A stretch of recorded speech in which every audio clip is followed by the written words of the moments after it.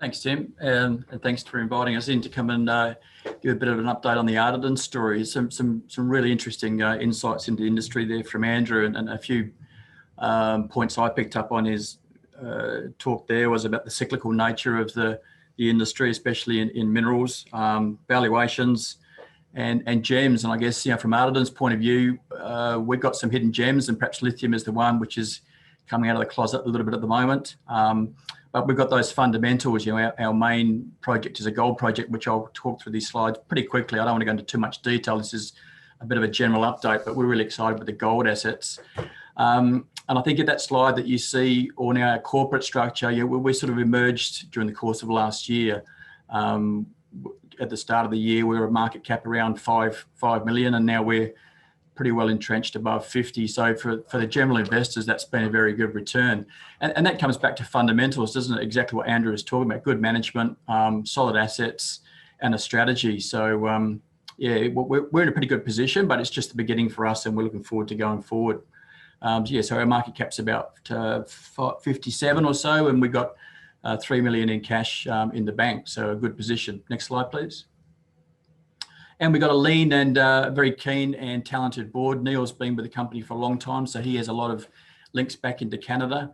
Pauline is a very astute financial investor and is basically a lithium specialist as well. So that's becoming very essential at the moment. And myself there, Gio and Dan and a new team. We've also got Tara joining us shortly as a full-time CFO co-sec. So we're building our management team to get better prepared and to get a much stronger force going this year. Next slide, please. So there's a quick snapshot of all the Aussies that have moved into North America, and we're smack bang in the middle there with the Pickle Lake Gold Project in northwest Ontario, just north of Thunder Bay and Toronto. And we've got 3 lithium assets also in the same vicinity. And we can go as far west as Pogo in Alaska. And I've just noticed recently Nova Minerals also over there in gold.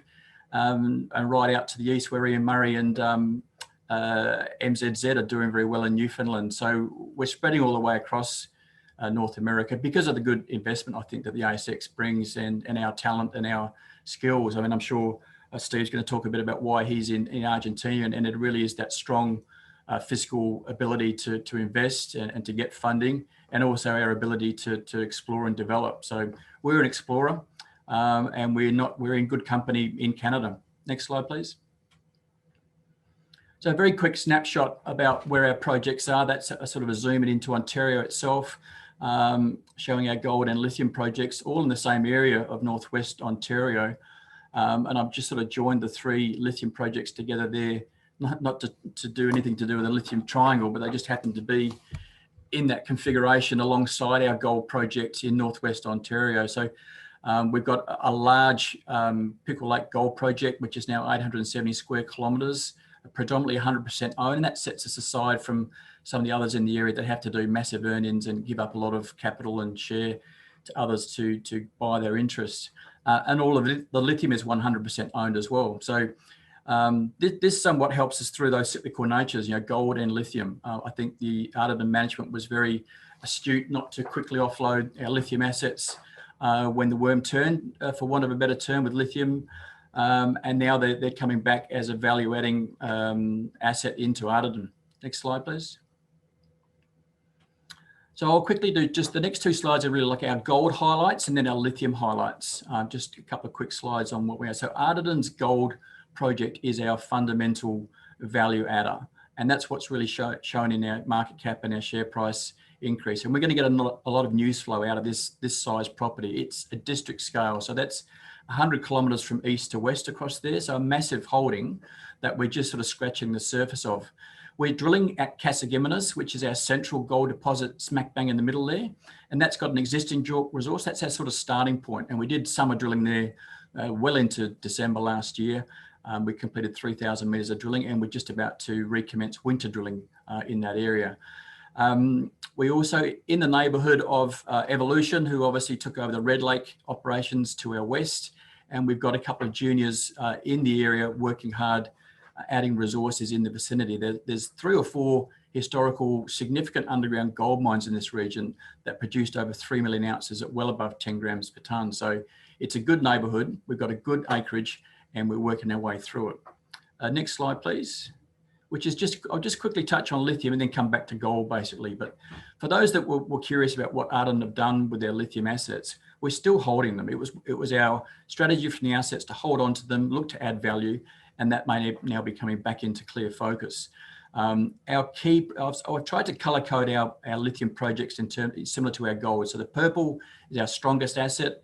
Orange is sort of like our second cab off the rank, and green is our sort of greenfields lithium where we haven't done any work. So Seymour Lake, before my tenure at Ardiden, was very well drilled. There's a very high grade, very good metallurgy around the Seymour Lake lithium project, and they've established a 5 million tonne resource there at 1.25%. There's an exploration target there that could add another 4, 5, 6, 7 million tonnes.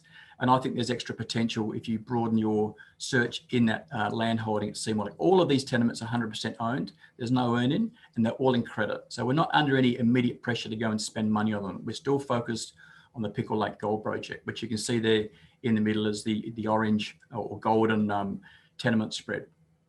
What we have done over the last few months is have a quick look at Root Lake, which is just 50 or 60 kilometres southwest of Pickle Lake, so very easy to get to. And we've done some sampling in there and just reaffirmed what we like about the Root Lake lithium prospect. Ardiden did some test drilling there when they first put it in about 2016. And they were clever enough to drill down dip through one of the pegmatites just to prove the continuity of these pegmatites. You know, are they substantial, as you'll see in the next slide, and what sort of grade? So they drilled down dip. So this isn't a width, but they drilled through a lithium pegmatite and got 67 metres at 1.7% on average. So very good quality looking at Root Lake, and we'll be evaluating what we do at Root Lake as the lithium industry and market appetite moves forward.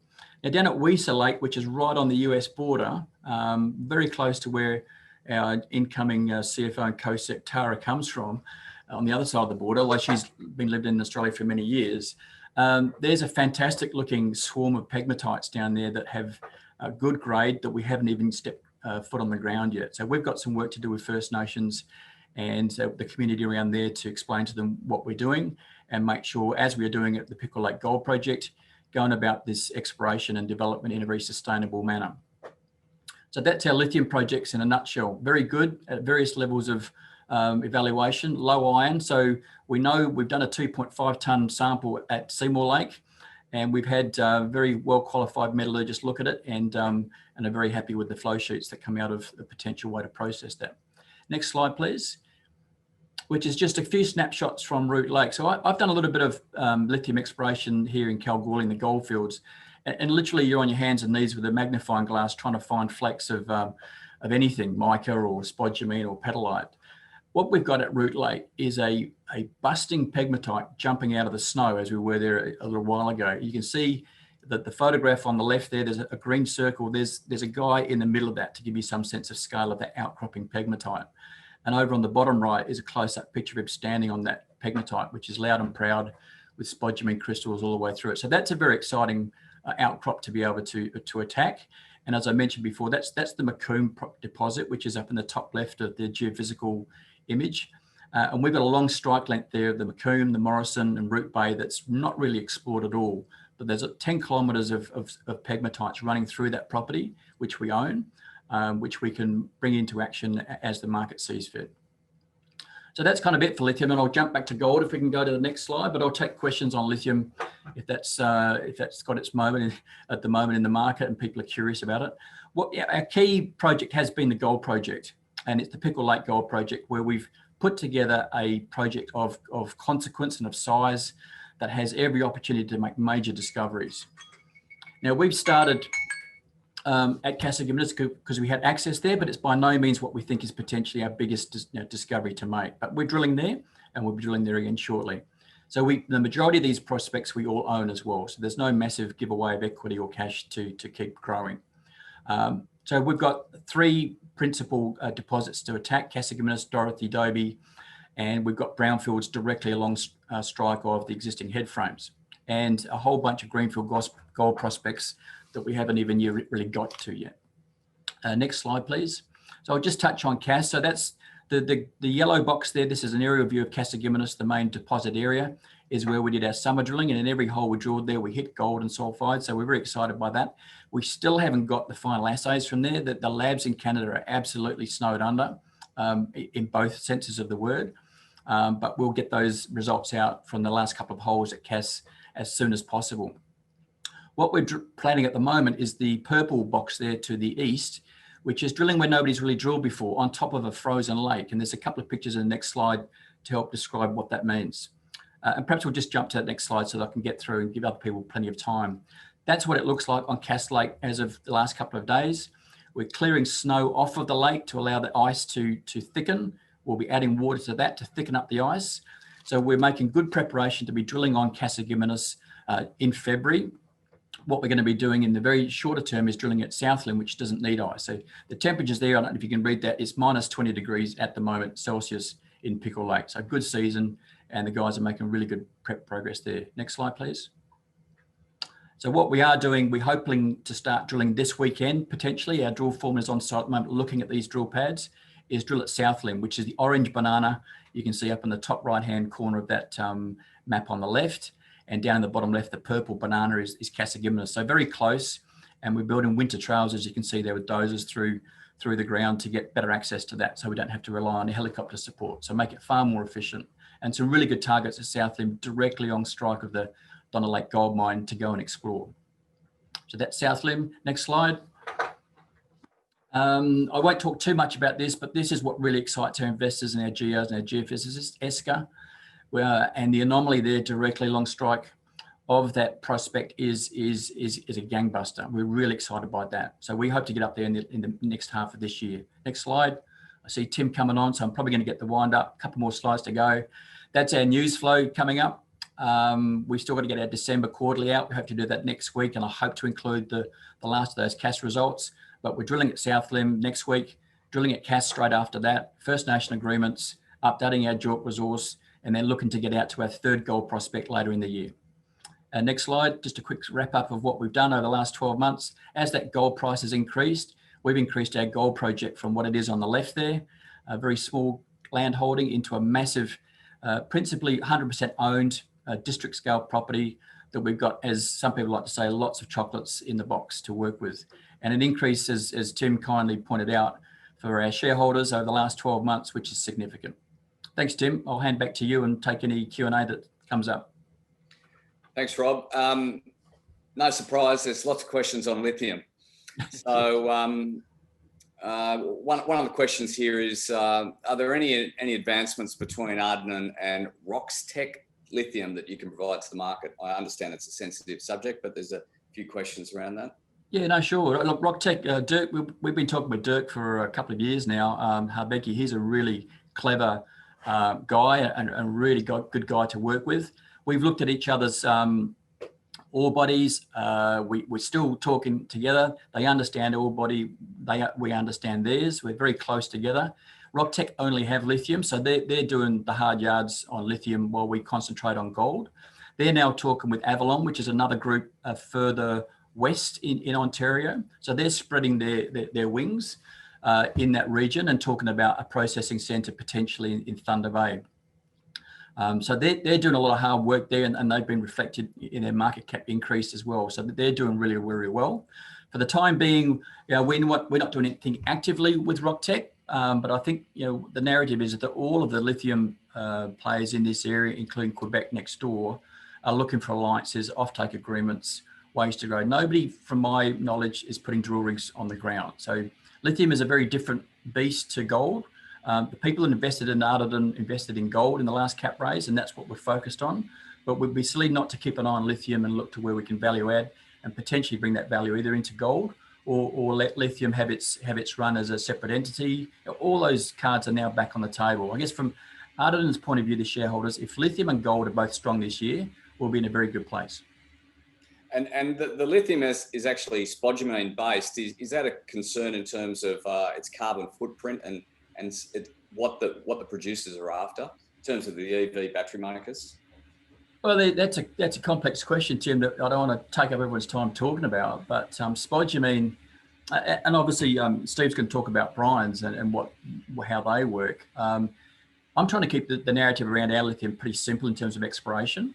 It is all spodumene. It's well-known process. There's new technologies coming in that may be more efficient ways to produce products, intermediate products and final products. You know, RockTech are talking about doing an intermediate product in Thunder Bay off to Europe. There's a new critical materials and minerals body in North America to try and bring more of that into the US market. So it's a very active market. And as Andrew was saying, I think you've got to be careful with the volatility in markets. Lithium isn't as easy to predict as gold is. So gold is strong. Lithium will add value.